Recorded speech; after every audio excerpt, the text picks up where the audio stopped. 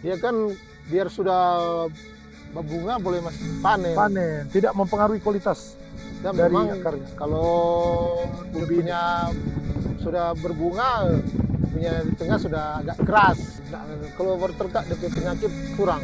Oh, Kalau wortel dia apa? Gunting, dia terbilang gunting. Jadi gunting ya, hama belum gunting tahu ya. kalau dia punya Nama latinnya, nama ilmiahnya tidak Tidak tahu ya. tahu. Yang penting hama yang menggunting, hama gunting.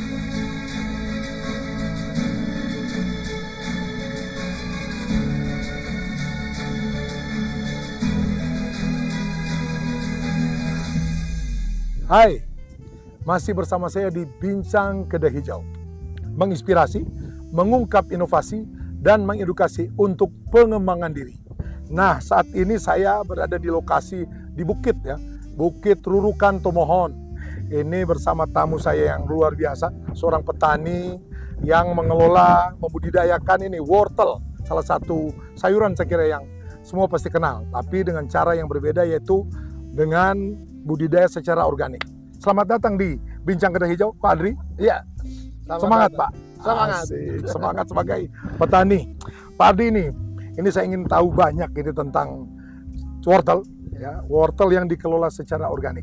Tapi sebelum itu, ini sejak kapan ini Pak Adri jadi petani sayur-sayuran? Kalau jadi petani sejak tahun 2000. Tahun 2000, berarti kurang lebih 24 tahun yang lalu. Iya. Oke, ya.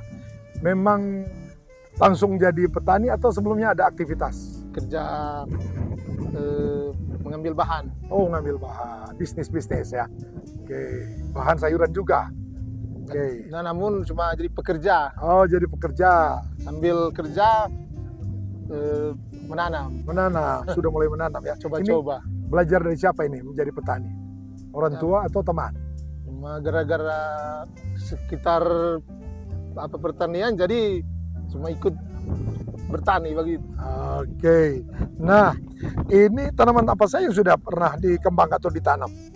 Ya kalau sayur-sayuran, Nah. ya wortel, Wortel, apalagi? kol, Ah. pizza atau sawi. Saya, sawi ya, Sawi, pakcoy, pakcoy. brokoli, Iya, iya, hampir semua sayuran Iya. ya sudah kol dicoba. bunga, Oke. batang bawang. Wow, yang terakhir ini sayur apa saja yang seru dikembangkan ini, sedang dikembangkan? Ya pertama wortel, Ya, brokoli, ya. kol bunga, Oke, ya semua dan semua ya. Tapi kita khusus ini bicara tentang wortel ya. Dibanding yang lain ini kenapa wortel jadi salah satu yang ditekuni? Oh, karena kalau wortel dia punya cara pengurusannya tidak ribet dang. Gampang ya. Ya gampang. Wortel. Nah, tapi ini kan bukan secara biasa ini. Bukan budidaya wortel biasa, tapi yang saya dengar secara organik. Betul ya? Ya. Apa perbedaan wortel biasa, ditanam secara biasa dengan secara organik? Perbedaan kan kalau wortel organik Ya. so tidak pakai pupuk Kimia urea, lagi. Oh iya. Ponska so tidak dipakai. Tidak dipakai lagi. Tinggal pakai pupuk kandang atau disemprot dengan PSB apa itu Ada yang dia ya, formulasi ya. Iya. Oke, jadi tanpa menggunakan yang kimia lagi, termasuk penyemprotan pestisida Tidak. lagi. Nah, ini dalam mengelola ini apa ada kesulitan menanam yang cara sebelumnya pakai pupuk yang kimia, kemudian pakai pestisida, sekarang dengan organik ini seperti apa? Ya memang waktu baru mulai DP-nya pertama memang Ya. ada kesulitan DP pertumbuhan. Pertumbuhan, kenapa? Karena waktu sebelum organik kan pakai pupuk urea Ya. atau Ponska ya. yang kelihatan dia punya kesuburan Pertumbuhannya memang cepat. Nah, kalau ini yang pertama masih waktu belum baru mulai organik ya, masih pelan DP pertumbuhan. pertumbuhan. Mas setelah sudah berapa tahun ini saya lihat memang sudah sama dengan DP pertumbuhan sudah bagus.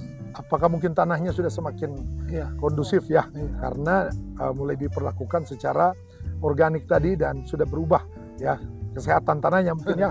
Oke, Jadi kalau dari segi produksi, ya kalau tadi ya, produksi ada perbedaankah antara yang ditanam secara organik ini dibandingkan yang masih pupuk kimia?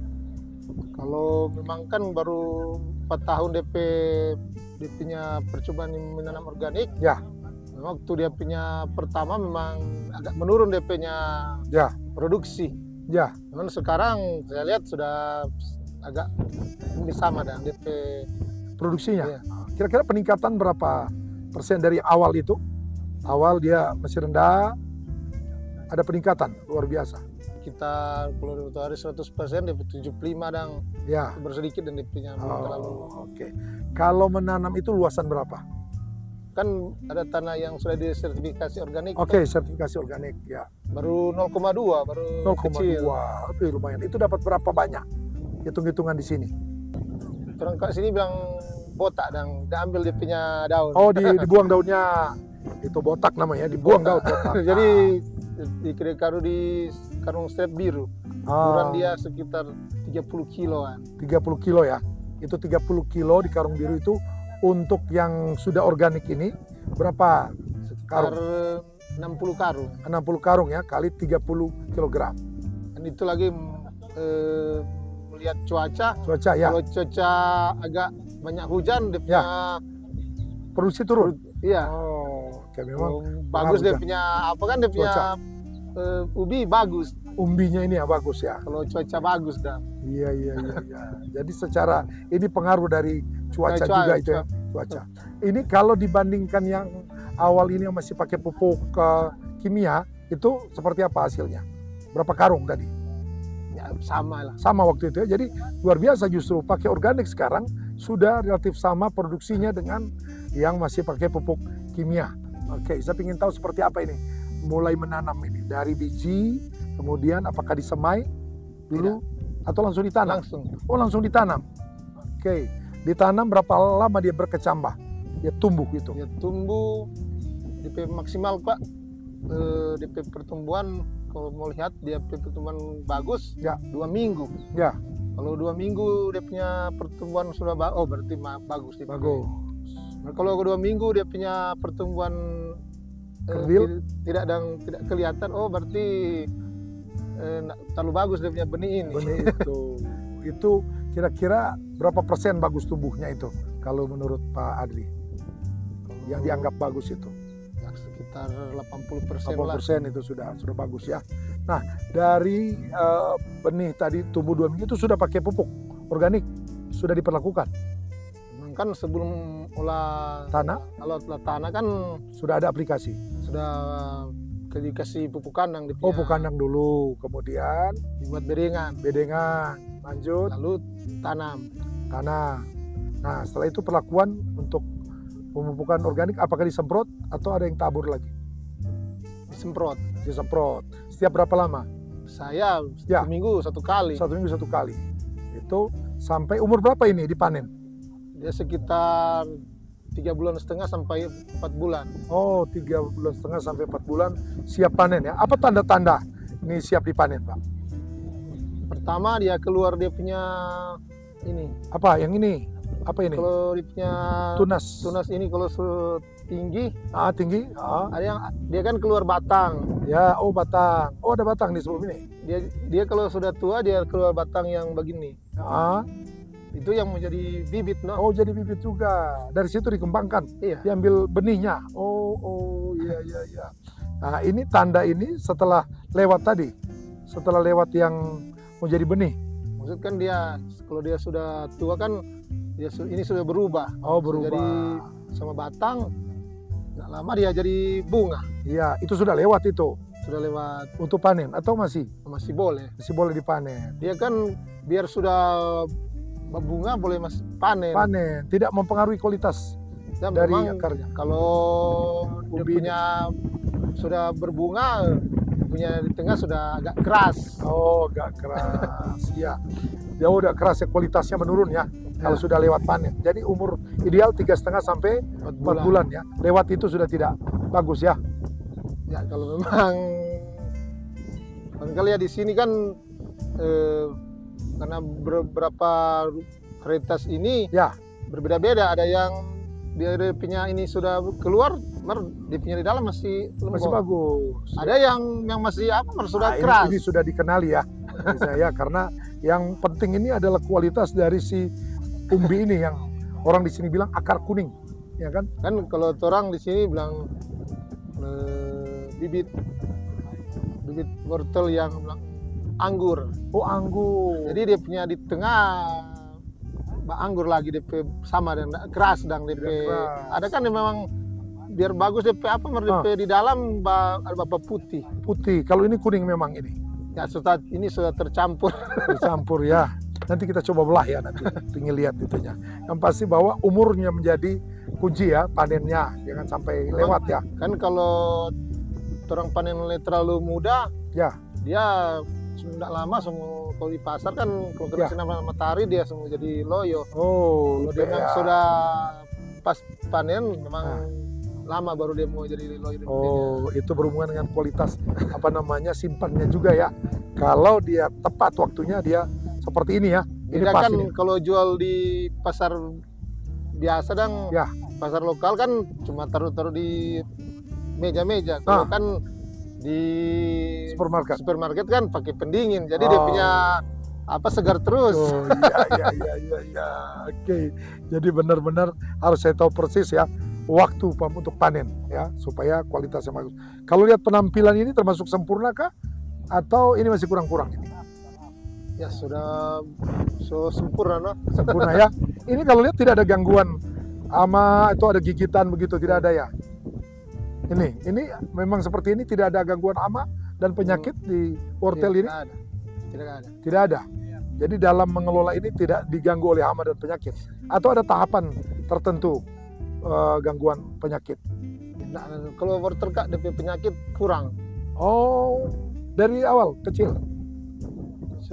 Kan kalau dia punya hama kak waktu DP pertumbuhan. Pertumbuhan masih? Kalau dia baru mulai umur berapa itu? Sekitar 1 bulan. Ya.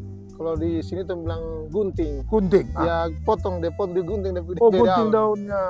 Hama. Dia semua yang keluar dia gunting. Dia bilang gunting. Jadi gunting ya. Hama gunting ya. Kalau dia punya nama latinnya, nama ilmiahnya tidak tahu ya. Yang penting hama yang menggunting.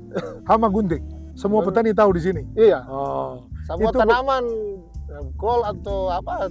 Hama itu juga yang menggunting. Itu gimana cara mengendalikannya? Kali cari kan dia kalau diambil hamanya. Dia kelihatan dia punya, kalau dia gunting dia masuk di lubang. Jadi terenggali Kali diambil. Tidak disemprot, tidak. Disemprot namun dia punya pengaruh. Lebih bagus kalau lihat dicari. Harapan Pak ini nih untuk pemasaran itu gimana ke depan, Pak Andri? Jadi memang harapan kan kalau memang ini wortel kalau memang sudah organik kan dia punya harapan ada pasar organik kan supaya dia punya harga lebih tinggi. Jadi memang perlu kerjasama dengan pemerintah. Nah, seperti apa itu harapannya? Yang menyediakan pasar. Ya. Contoh di pasar Tomohon di pasar Tomohon mungkin boleh disediakan lapak khusus sayur organik.